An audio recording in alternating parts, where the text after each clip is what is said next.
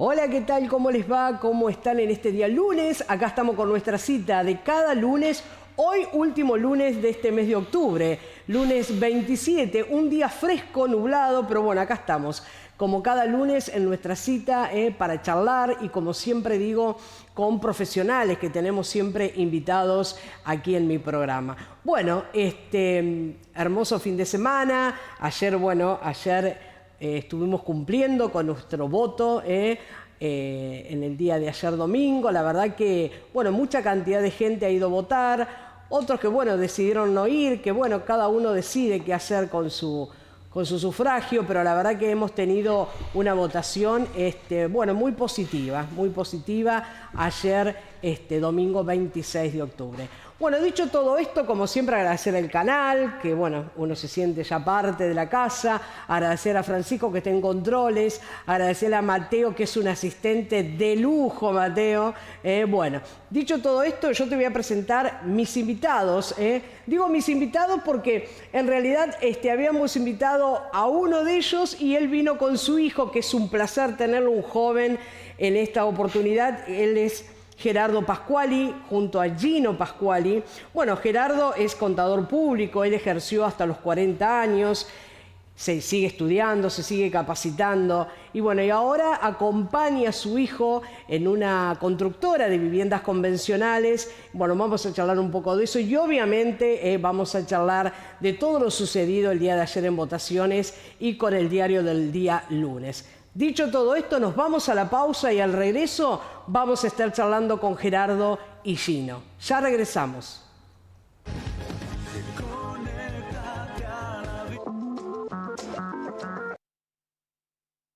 Bueno, ya estamos de regreso, y tengo, como decía en el comienzo, dos invitados, dos hombres, Gerardo Pasquali y Gino Pasquali. Bienvenidos, buenas tardes. ¿Cómo les va? Buenas tardes. Buenas tardes, muchas gracias. Por la invitación.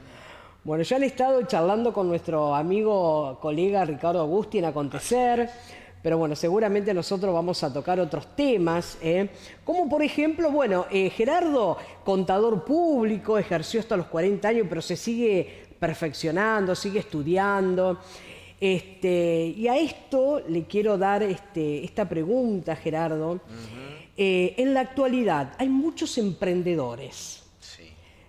¿Cómo y de qué manera un emprendedor que recién arranca o tiene ya un caminito más o menos hecho, cómo puede encadenar o ordenar sus finanzas en estos tiempos? Qué buena pregunta. Qué buena pregunta y qué desafío.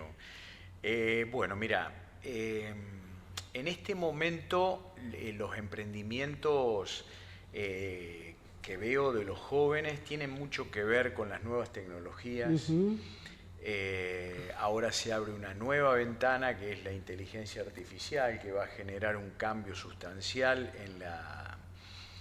en el futuro de los emprendimientos. Yo creo que hay un traslado que se va dando en las economías desarrolladas que empieza a generar una cantidad de posibilidades de proyectos vinculados a la parte de servicios, servicios informáticos, servicios que tienen que ver con el desarrollo que podemos ver de páginas web, Claro. Porque está cambiando la forma de comercializar, está cambiando la forma la forma de vender. La forma de vender, Claro. la forma de comunicar, el tema de redes sociales, y estoy viendo que muchos jóvenes están abordando esas nuevas tecnologías que de algún modo nos interpela a nosotros también, los que tenemos algunos años más, de no perder el hilo de subirnos a los cambios tecnológicos. Claro. Nosotros vivimos un primer cambio sustancial que fue la irrupción de los teléfonos digitales con las redes sociales, y hoy es como que hay un salto más hacia las tecnologías y creo que va a haber muchos más. Muchos más. El campo de explotación que tienen para los jóvenes en esas nuevas tecnologías va a generar mucha capacitación y va a generar nuevos emprendimientos. veo más a los jóvenes entrando en ese mundo que en el mundo tradicional de lo que es la producción y la comercialización como la tenemos concebida. Claro. Yo creo que las sociedades, cuando se van desarrollando tecnológicamente, empieza a ocupar mucha más mano de obra en los sectores de servicio. Nosotros vemos que los procesos industriales empiezan a tener como un desarrollo más automatizado. Hoy empresas con alto nivel de productividad, con procesos muy desarrollados que antes se hacían a mano, que ocupaban más mano de obra, comercios que tenían más atención al público, esas cosas están migrando y la gente de algún modo tiene que empezar como a encontrar otro espacio de desarrollo, porque todos tienen que encontrar su lugar en la sociedad. Totalmente. Y ese lugar que tienen que encontrar en la sociedad lo van a ir encontrando en el sector de servicio, porque una persona que ya... Esto lo vivimos en una etapa anterior, inclusive, cuando desde el momento en que nosotros teníamos los estibadores, por ejemplo, en un proceso de carga de camiones al puerto, claro, lo que fuere, que se hacía.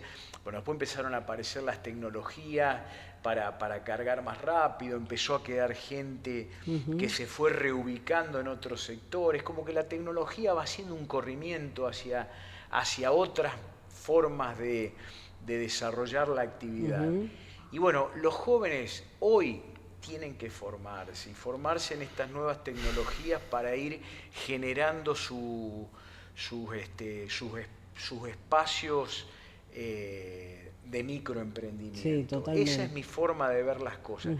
En todo, en mi profesión, por ejemplo, en mis primeros años de facultad, y cuando yo recuerdo que en la facultad estudiábamos con una computadora dibujada en un pizarrón, que era una cosa hasta abstracto, porque veíamos, claro, un dibujo, unidad central de proceso, periféricos y demás, y nosotros no sabíamos ni cómo era eso. Pero era novedoso. Era novedoso, claro. Pero claro, una computadora que tenía en aquel momento una capacidad de menos del 1%, sí, menos de lo que tiene hoy cualquier celular, valía $10.000. Claro. Entonces, yo recuerdo, y te quiero transmitir una experiencia personal, cuando yo empecé a trabajar en forma privada en la profesión, que trabajé 20 años en Rosario, y había hecho mi primera experiencia en el trabajo como empleado de relación de dependencia de un estudio contable, que me fui formando. Después pasé por un banco, trabajé un par de años también, y cuando empecé a independizarme en la profesión, encuentro a un viejo conocido que tenía una empresa importante en Rosario, y me dice, se acordaba que yo había trabajado con él. Me dice, me gustaría contactarme con vos para que trabajes conmigo. Y yo recién me iniciaba, tenía un maletincito, andaba por la calle haciendo pequeños trabajos de la profesión. Y en aquel momento me dice, vení por mi empresa, que te quiero, que me gustaría que trabajes conmigo. Bueno, entonces fui elaborando un proyecto, y cuando llego le digo, tengo posibilidades de prestarle un servicio de la parte de contable, impositiva, pero necesitaría hacer un acuerdo con usted. Él tenía la oficina en pleno centro de Rosario, Córdoba y Corrientes. Y le digo, yo tendría que ofrecerle un proyecto. Usted me presta una computadora y yo le hago el trabajo gratis. Claro.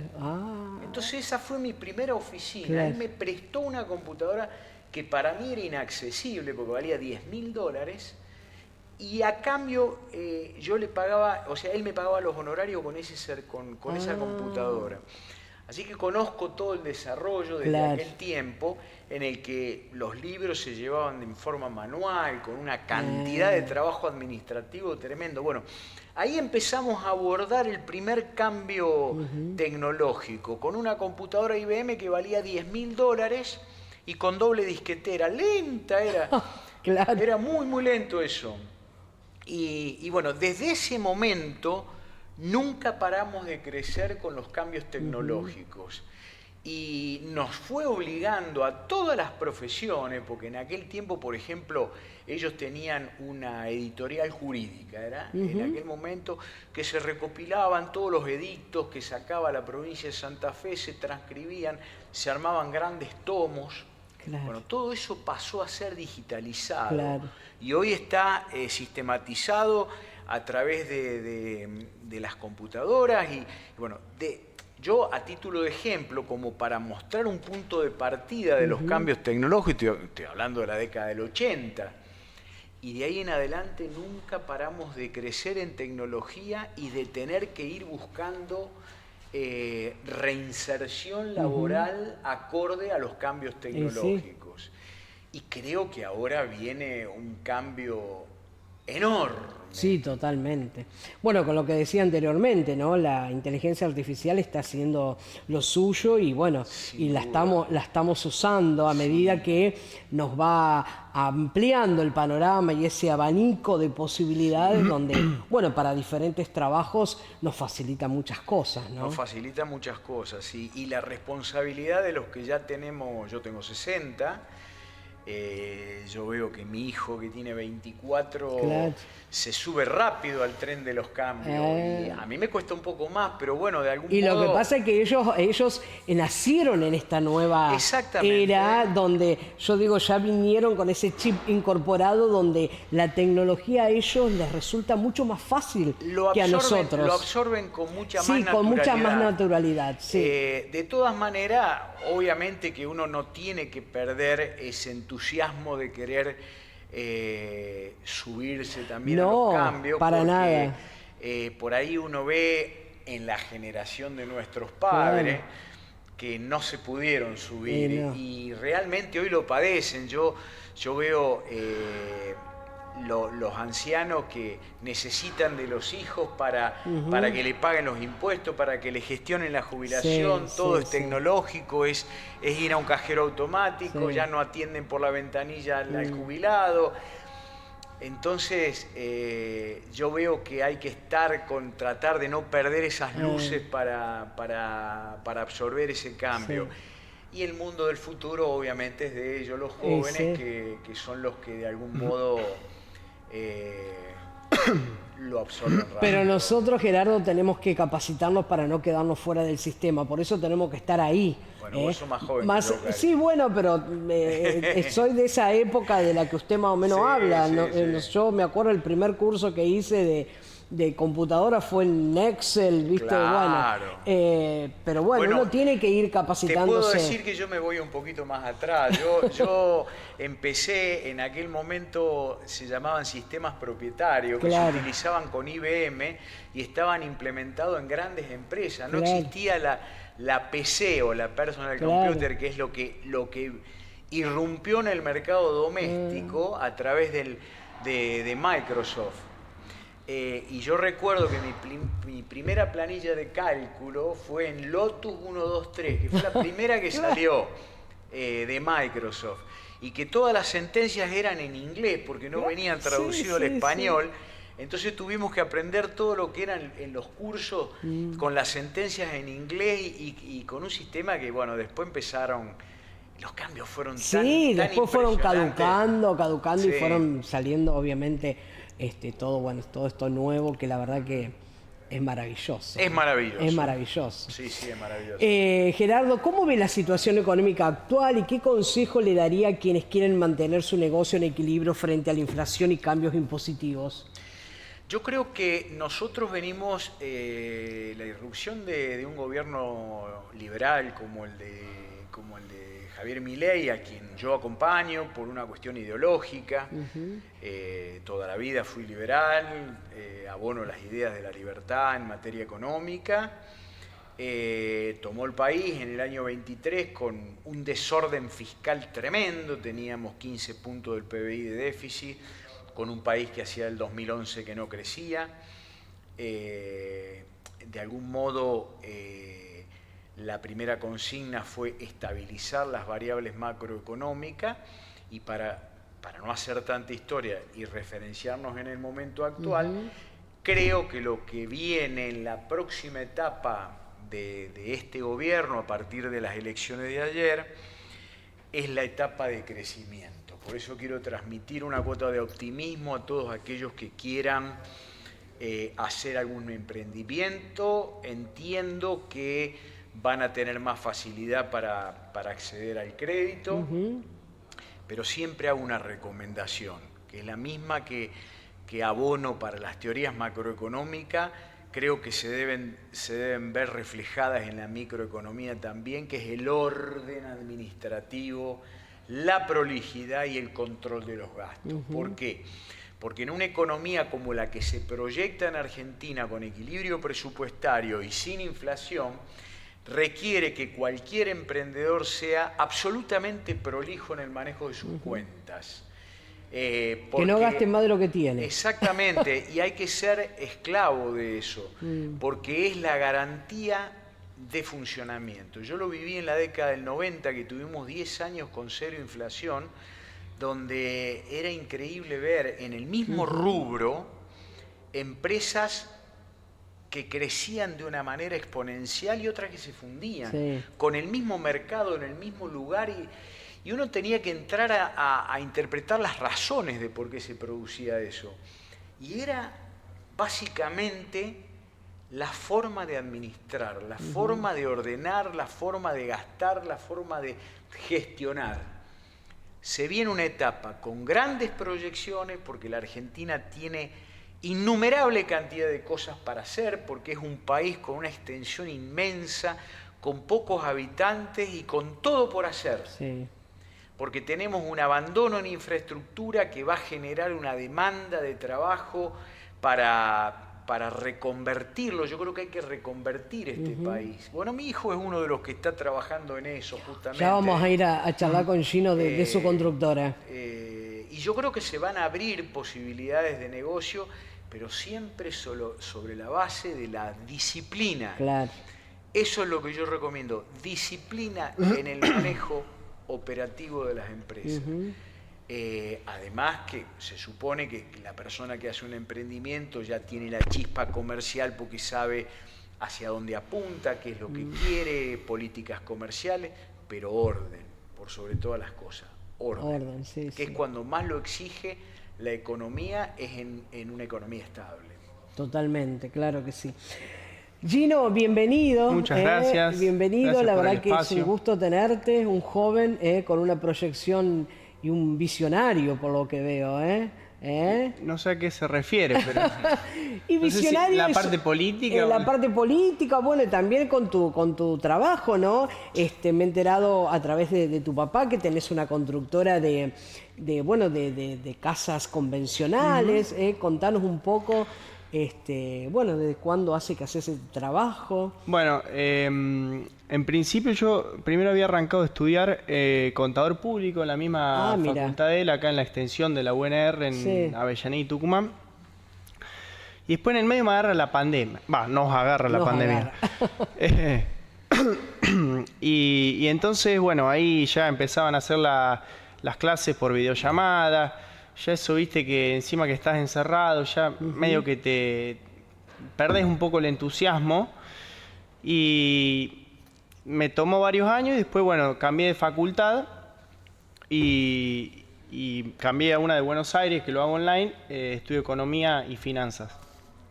En el medio yo, viviendo con él y estando siempre al lado y teniendo la oficina en nuestra casa...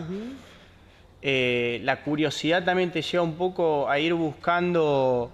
Él toda la vida, desde chiquito, hablamos de negocio, también de política, de economía, porque siempre me gustaron los números. Y un poco teniendo también el apoyo de él y teniendo la oficina en mi casa y teniendo el programa del que hablaba de contabilidad y todo, yo ahí me fui formando. Digamos, desde que terminé la secundaria, en el año 2018. O sea, ya tenías mucho conocimiento, desde casa, ¿no? Desde casa. Totalmente. O sea, yo me formé al lado de él y principalmente todo lo que sé es por él. Claro. Entonces, bueno, entonces siempre fuimos analizando negocios y él me fue contando en cada rubro que tuvo, ya sea el comercio, cuando tuvo supermercado, claro. Me contó, obviamente me ha contado experiencia como la de recién, en lo profesional como contador. Y en lo último como productor agropecuario.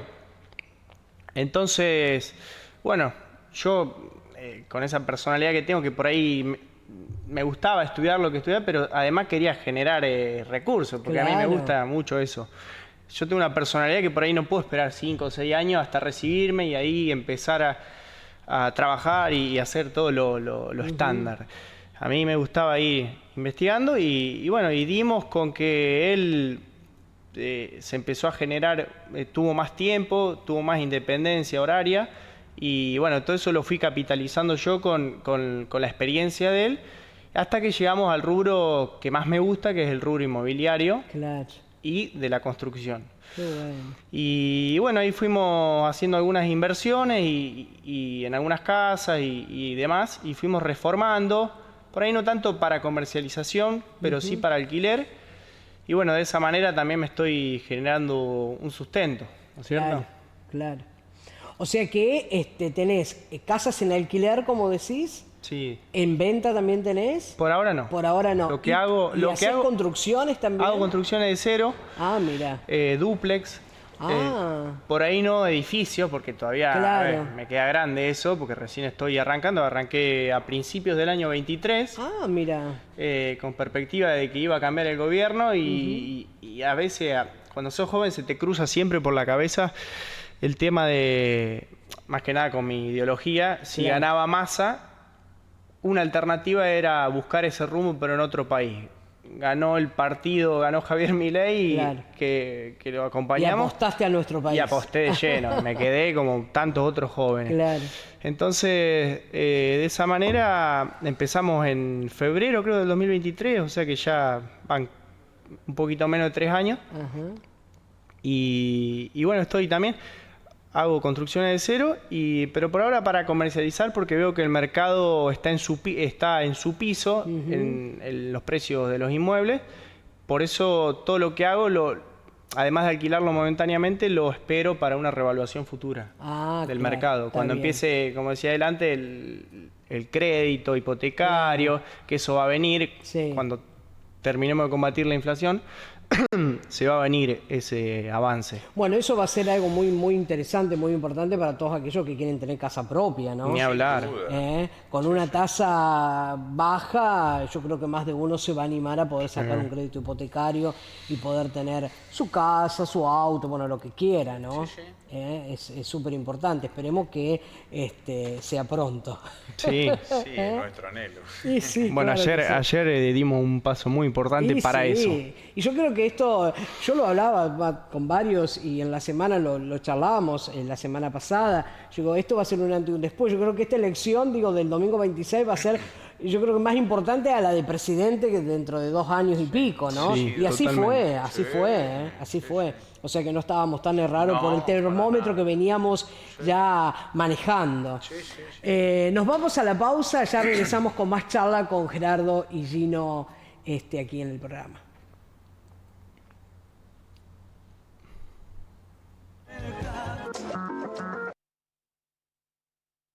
Acá estamos ya de regreso, seguimos charlando con Gino y Gerardo. Bueno, Gino, vamos a charlar un poco de esto, ¿no? Del tema construcción, del tema que hablábamos anteriormente, de que, bueno, esperemos que pronto salgan los créditos hipotecarios. ¿Vos cómo lo ves a eso? Y bueno, y también quiero que ayer tuvimos una elección, como bien lo decíamos, bastante importante, interesante, que ha sido un antes y un después, así que esperemos que encarrilemos por lo menos este último lapso de este 2025 y que arranquemos 2026 un poco más. ¿Qué decís vos? Ni hablar, recién estábamos hablando del tema de los alquileres, que son caros, y esto viene también de una economía con un rezago que dejó el gobierno anterior, en el que, por ejemplo, había una ley de alquileres que te fijaba el precio que podía cobrar el propietario. Por ende, con el costo de mantenimiento que tiene cualquier vivienda, eso condicionaba mucho la rentabilidad. Por ende, mucha gente, para no renegar, se volcó, en vez de alquilarlo, a venderlo. Claro. Por ende, generó una masiva oferta de las propiedades y por eso también la caída del valor en las propiedades.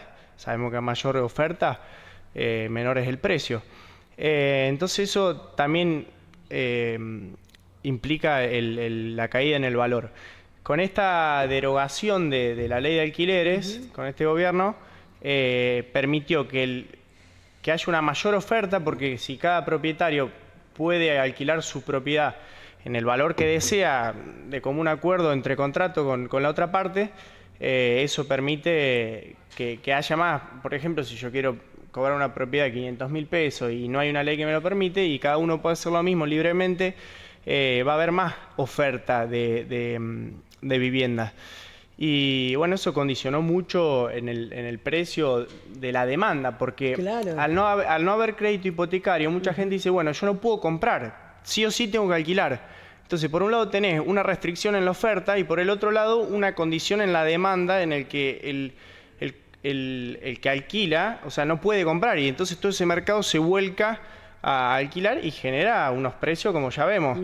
Pero de todas formas cabe aclarar que al achatar la curva inflacionaria y los ajustes cuatrimestrales o semestrales de una vivienda que se miden por IPC o por ICL, según el contrato, ha disminuido mucho. En los contratos anteriores, cuando tocaba el aumento, era muchísimo, era impagable. Sí. Ahora, con la baja de la inflación, eso está un poco más acomodado, digamos. Sigue siendo caro porque todavía falta ajustar el sueldo, pero está encaminado.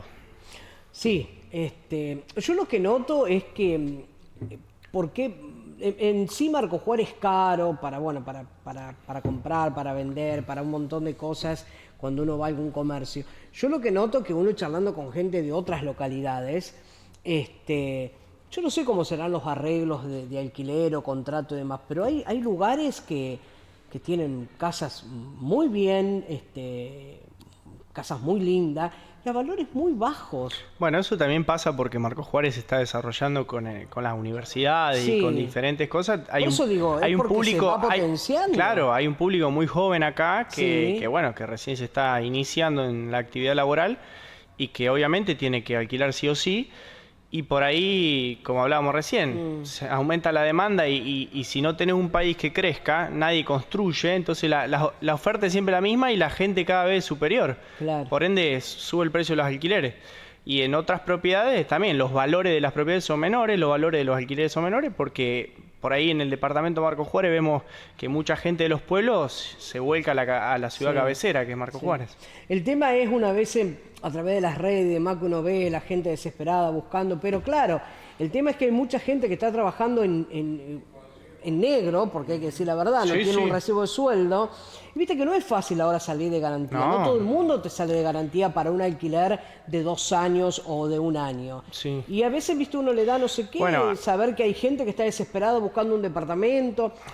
Otra de las cosas, no te reciben con chicos, no te reciben con mascotas, o sea, me parece que ya es demasiado. Hay muchas cuestiones. Pues si tenés chicos, ¿qué querés hacer con los chicos? O sea. El tema de la elección de ayer, haber aumentado tantas bancas en diputados y dar este apoyo al gobierno nacional que permita sacar reformas como la laboral, en el que sabemos que la mitad de la gente trabaja en la informalidad y la otra en la formalidad, esto va a permitir también regularizar un poco el mercado y permitir a que las empresas se incentiven a contratar gente, porque sabemos que que el 70% de lo que recibe un empleado se lo lleva el Estado. Entonces, de esa manera, con las reformas que hay que sacar, van a permitir que las personas que están en informalidad pasen a la formalidad.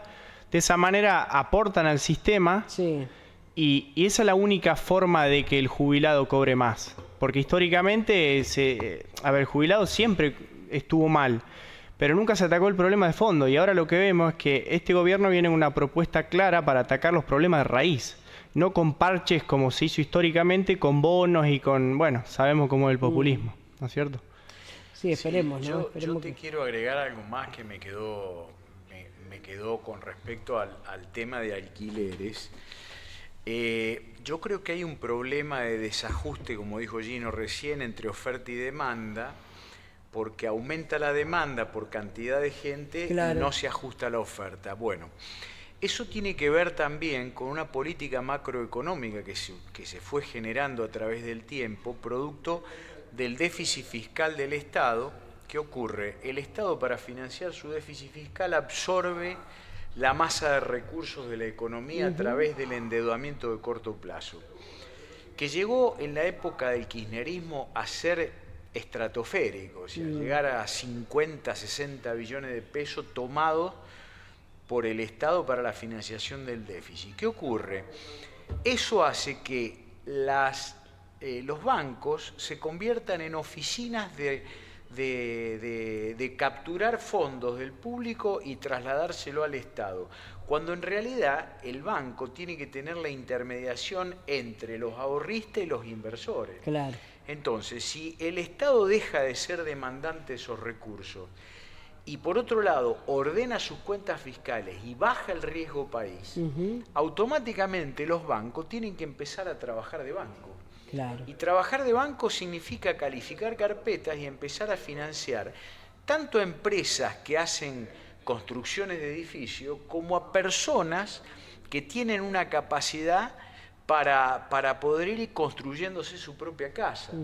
Bueno, todo ese sistema virtuoso es el que tiene que empezar a funcionar a partir de una política económica como la que nosotros estamos abordando. Yo creo que eso se va a ir dando naturalmente como un proceso dentro de esta economía. Cuando uno dice, ¿cómo vamos a empezar a reactivar? Bueno, la primera salida, la primera reactivación que se genera es a través del crédito. Cuando baja el riesgo país, y quiero dar esto porque es un dato muy ilustrativo de lo que significa la parte política. Nosotros ayer celebramos una elección con un apoyo mayoritario al gobierno nacional. Bueno, cerramos el viernes con un riesgo país de 1.100 puntos y estamos hoy en 600 puntos. Entonces uno dice, ¿y qué significa? Porque hay que hacerle entender a la gente qué es el riesgo país. Bueno, el riesgo país significa la cantidad de puntos de tasa de interés que hay que pagar por encima de la reserva federal de Estados Unidos. Entonces, si yo tengo 1.100 puntos de riesgo país, significa que tengo que pagar 11% de piso de tasa de interés por encima de la tasa de interés de la Reserva Federal de Estados Unidos. Eso implica que para el público, para la gente, es inaccesible un crédito. Claro, seguro. Si nosotros llegamos a la media de Latinoamérica, que estamos en 200 puntos, 150, 250 puntos, quiere decir que podemos obtener préstamos a una tasa anual del 3% en una moneda estable, y eso implica que el Estado no toma más el dinero y lo toma la gente para la financiación del cambio del auto, de la construcción de la casa. Ese es el proceso virtuoso de reactivación económica, que es lo que se tiene que dar de caras al futuro. Eso también va a tener que descomprimir la oferta de vivienda para la gente. Entonces se va a corregir en dos sentidos. En un sentido porque mucha gente se va a construir su propia casa, y otros de empresas que van a construir para aumentar la oferta de bienes en alquiler.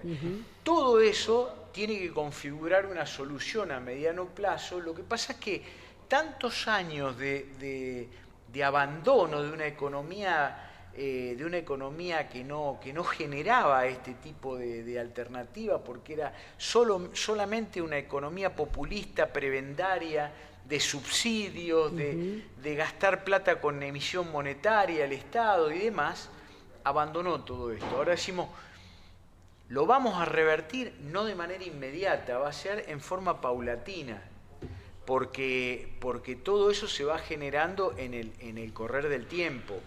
Nosotros tomamos con beneplácito el hecho de que la gente en esta elección de medio término entendió que estamos en el medio del proceso y apoyó. Ahora no tenemos que defraudar. Ahora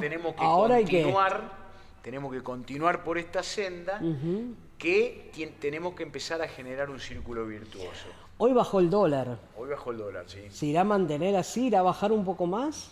Yo creo que no lo van a dejar bajar por dos razones. Una, porque que baje mucho el dólar no es beneficioso para la industria exportadora y a su vez favorece mucho la importación. Entonces no es conveniente que nos vayamos muy para abajo con el tipo de cambio. Razón número 1. Sí. Razón número 2, el Estado necesita acumular reservas. Y al tener necesidad de acumular reserva, implica que el Estado se tiene que convertir en demandantes del mercado de dólares. Entonces eso tiene un efecto positivo en cuanto a que no baja para no perjudicar el normal desenvolvimiento de la industria del comercio exterior. Y el segundo gran beneficio es que el Estado puede empezar a acumular reserva para los compromisos en dólares que tiene. Y tampoco es bueno que suba demasiado, ¿no? No, pero que se mantenga ahí. Al ser el gobierno el regulador del precio en función de la demanda que genera, lo puede mantener. ¿Por qué? Porque entra al mercado, supongamos que quiere una flotación en 1.400, 1.500, que se fija medianamente ahí para que sea un valor aceptable para el comercio exterior. Entonces, cuando el dólar tiende a bajar, el Estado entra como demandante y lo sostiene, absorbiendo esa cantidad de dólares. Cuando busca irse demasiado, el Estado regula corriéndose, porque justamente tiene que ir regulando esos ciclos. Pero yo creo que toda esta economía, que no lo inventamos nosotros somos liberales, pareciera como que una cosa que irrumpió en la vida de la gente como una cosa novedosa, y el mundo funciona así, no es una cosa... El invento es hacer lo que intentó hacer el kirchnerismo, de financiar gasto público con emisión monetaria. Eso es algo que la teoría económica ya lo superó hace muchísimos años. Por eso no existe la inflación en el mundo, excepto en 3 o 4 países puntuales. Nosotros parece que hubiéramos descubierto la pólvora porque decimos hay que mantener un Estado con equilibrio fiscal. No inventamos nada, o sea, el mundo funciona así. Lo único que tenemos que hacer nosotros es dejar de peronizar la economía, porque el peronismo fue el que generó la debacle a través de toda su historia. Bueno, hoy la gente se dio cuenta, y fundamentalmente los jóvenes dijeron, no va por acá. Y yo creo que cuando se escriban los libros de historia, si algo no nos van a perdonar nuestros nietos y nuestros bisnietos, fue haber aceptado tanto desorden. Cuando se escriba la letra fría de los libros de historia, van a decir, ¿por qué nuestros antepasados aceptaron con subordinación y valor tantos años de desaguisado del Estado? ¿Por qué no tuvieron la capacidad de cambiar eso? Bueno, ese va a ser el reclamo de nuestras generaciones futuras. Esperemos que a partir de ahora entremos en la racionalidad económica. Esperemos. Ese es el objetivo. Esperemos. Gino, ¿qué te apasiona de la política? Sinceramente no lo sé. No. Pero hay algo que te atrapa. Es como una adrenalina que me genera hablar con la gente. A mí me gusta mucho hablar con la gente. Sociabilizar con la gente. Y transmitir lo que uno sabe, porque... así como él lo hace política transmitiendo economía, bueno, yo un poco también. Y me gusta explicar, y me gusta sin fines personales, o sea, me gusta dar la batalla cultural, como le llama el presidente. Y eso me apasiona, y por eso todo este tiempo estuvimos caminando las calles, en los barrios, hablando con la gente, hasta últimas horas del jueves, antes de que sea la veda, también estuvimos caminando. El viernes hasta última hora estuvimos explicando en el local. ¿Qué te movilizó a hablar con la gente, Gino? Porque eso de andar haciendo ese trabajo de campo, de ir visitando vecinos, es muy interesante. Es muy interesante y muy importante. Lo que más me moviliza de eso es que mucha gente por ahí, durante muchos años, el modelo económico del kirchnerismo... ¿Qué pasa? Los modelos populistas de izquierda te quieren sin educación, porque quieren hacerte entender o que vos interpretes que ellos te van a salvar todo el tiempo. Entonces este es el Estado que te va a salvar. Y eso le quita libertad a la gente, porque lo hace muy dependiente del Estado. Y a mí lo que me interesa es dar la batalla de ese punto de vista. Que la gente entienda que el Estado no es la solución, que el Estado es el problema cuando está encima. A ver, hay gente que necesita del Estado porque está en una situación en la que por sí solo no puede sostenerse, digamos. Pero pero hay gente que la acostumbraron a vivir del Estado y no ha aprendido la cultura del trabajo, la cultura de la educación. Entonces cuando recorres los barrios y te das cuenta que a 2 días de la elección la gente no sabe qué se vota, cómo se vota y qué se está votando, es preocupante. Ayer los presidentes de mesa le preguntaban a la gente que iba llegando si sabía cómo se votaba. El 80% no sabía. No sabía. Entonces hay que hacer hay un trabajo por delante muy importante que hay que hacer. Y bueno, yo creo que el presidente entró a través de las redes sociales, porque digamos, si bien la gente más vulnerable por ahí tiene menos acceso que otras personas a la comunicación, de todas formas las redes sociales están, Facebook, Instagram, la gente lo ve. Y este presidente ha penetrado en lugares donde vos decís, muy humilde. Entonces, porque se da cuenta que en otros lugares, porque lo ve por redes sociales, se vive distinto, se vive mejor. Entonces hace un análisis, todos estos años me hicieron creer que el Estado me tenía que dar, y este tipo viene y me dice, no, esos recursos te los vas a generar vos y yo te voy a poner las condiciones de estabilidad para que vos los puedas generar. Como dijo una frase que me encanta, que es, no te voy a dar la... ¿Cómo es? No te voy a dar el pescado, te voy a dar la caña. La caña para enseñarte a pescar, ¿me entendés? Esa frase me encanta. Así que bueno, un poco eso es lo que me moviliza. Claro, generar el trabajo, no tener ya gente fuera del sistema, no tener ese desinterés del que hablas, que había gente que no sabía cómo votar, porque hay un desinterés, hay una falta de información, mucha gente ignorante también, que tal vez, bueno, por X razones... Pero yo no castigo y digo, no, porque son todos cabeza de termo o son todos ignorantes y no saben votar. No, yo culpo al sistema, que el sistema generó eso. ¿Me entendés? Los políticos generaron esa falta de cultura de la gente, que ellos defienden la educación pública y no han hecho nada para educar a la gente desde el Estado. Entonces, eso me parece un acto de caradurez total de los que se dicen que están a favor de la gente. Entonces, ¿qué te provoca cuando lo ves eufórico hacia el presidente, que grita y se pone en un estado que la verdad que a mí como ciudadana no me gusta? Bueno, la forma, mucha gente critica la forma. También la forma fue un poco lo que llamó la atención de la gente, como diciendo, che, bueno, venimos con políticos tradicionales que te hablan muy lindo, dicen las cosas que tenés ganas de escuchar.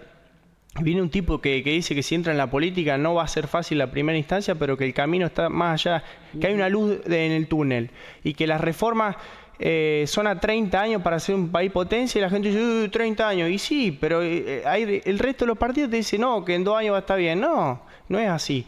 Y te dice que el 2/3 de la reforma la vas a ver reflejada en los primeros 10, entonces la va a ver él, la vas a ver vos, la voy a ver yo. Entonces eso incentiva mucho. Y la forma, bueno, mucha gente no le gusta, es una cuestión personal, que hay un público que le gusta que él sea distinto, que él sea histriónico, y que le llamó la atención y lo sigue votando por eso, porque no es un político convencional. Y habrá gente que por ahí prefiere un poco más de calma, que sea más tranquilo. Pero bueno, en definitiva, yo lo que le digo a todo el mundo es, miremos los resultados. Oh, sí, seguro, y bueno, y ayer la gente dio un gran apoyo en las urnas. Y bueno, ¿esperaban esto ustedes? Esperamos un triunfo a nivel país y a nivel Córdoba también, pero no con tanta diferencia.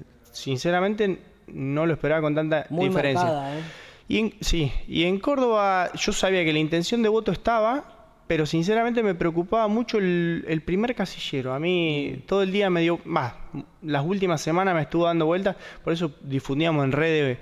Hubo una confusión con los colores ahí. No, es que en realidad el Partido Libertario existe y existe de antes. Sí.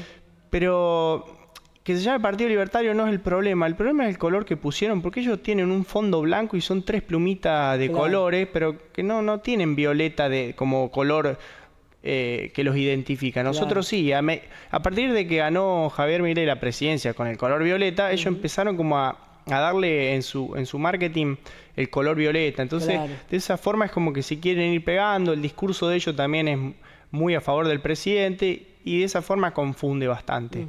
Pero bueno, gracias a Dios fueron 5 puntos nada más y pudimos ganar bien. ¿Qué proyectás para un futuro? ¿Personal Sí. o de país? A nivel personal, país.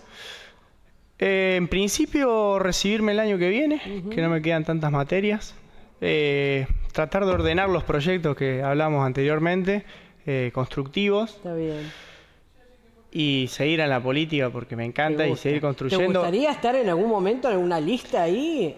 No sé si en una lista para figurar. A mí me gusta la gestión. Así como Claro. gestiono en lo privado con Sí. albañil, electricista, plomero, todo, me gusta armar la fiscalización, Claro. por ejemplo, de ayer. Bueno, está me bueno gusta, eso, claro. me gusta tratar de hacer un trabajo por ahí silencioso, Sí. pero de gestión para que todo Y salga. por lo visto te gusta mucho charlar con la gente, está bueno eso. Sí, me gusta. Y sí, porque ese es un trabajo maravilloso. Sí.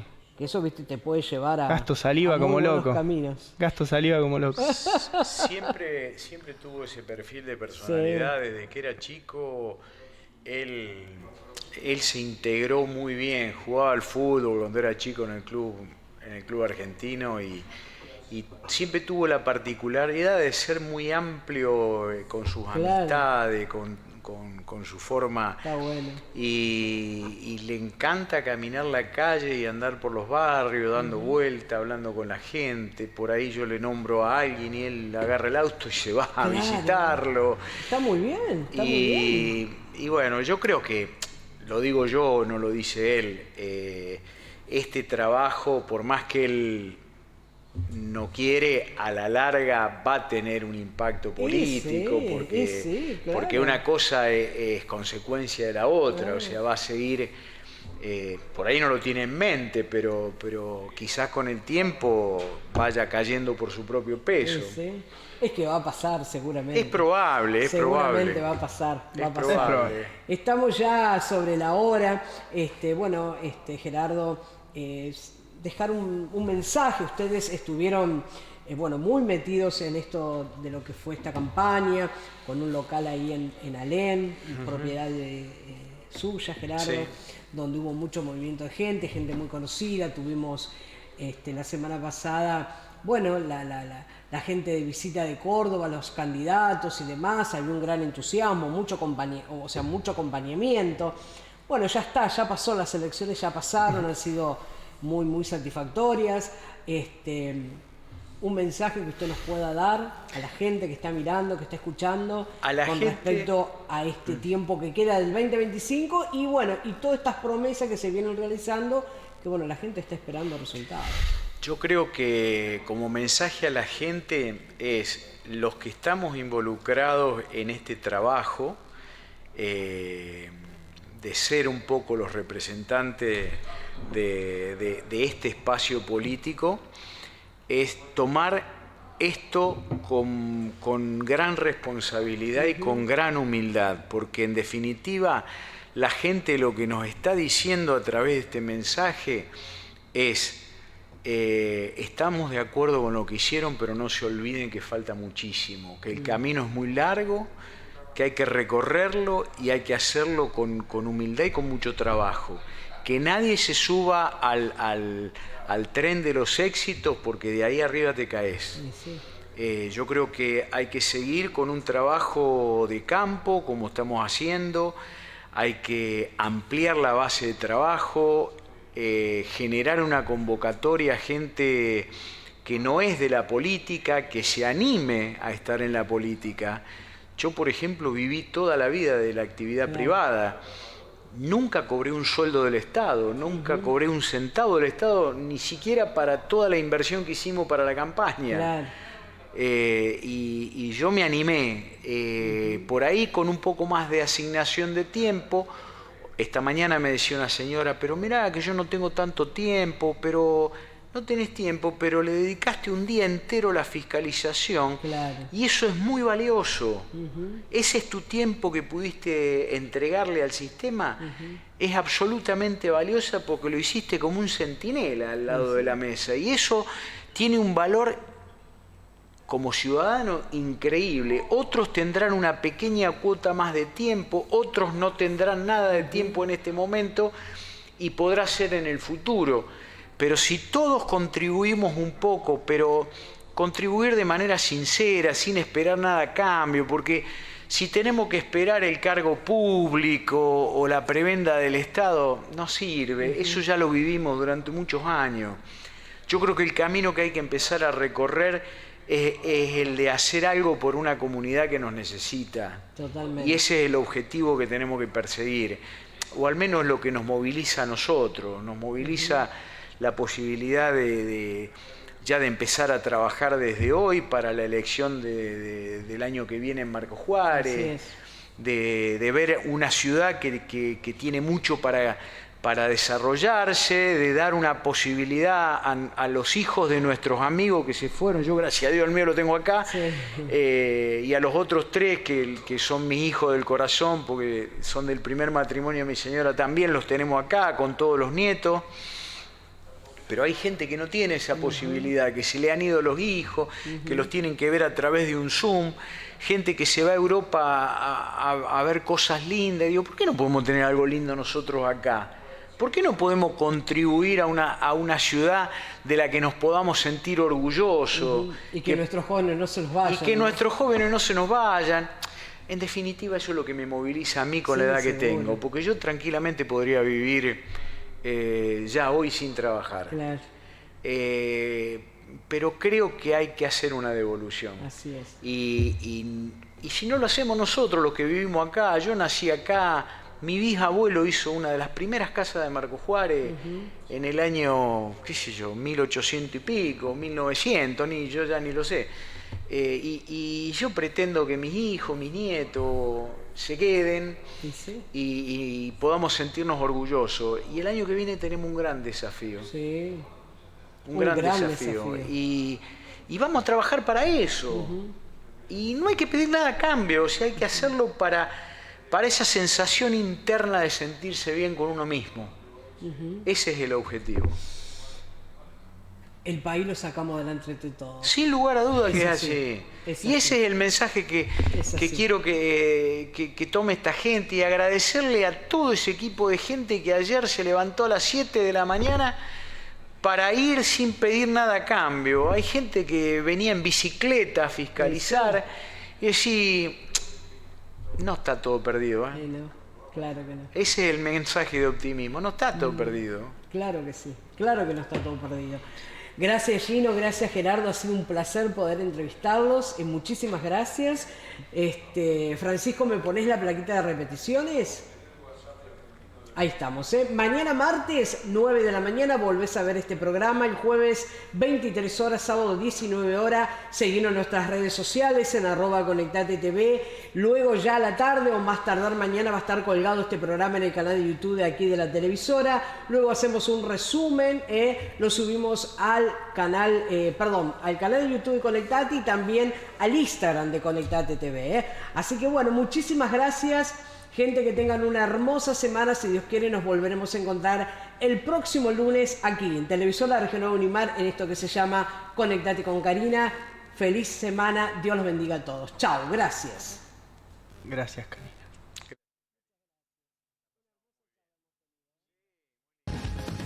Conéctate a la vida, descubre la alegría y vuelve a empezar, que todo puede cambiar. Conéctate a la vida, descubre la alegría y vuelve a empezar, que todo puede cambiar.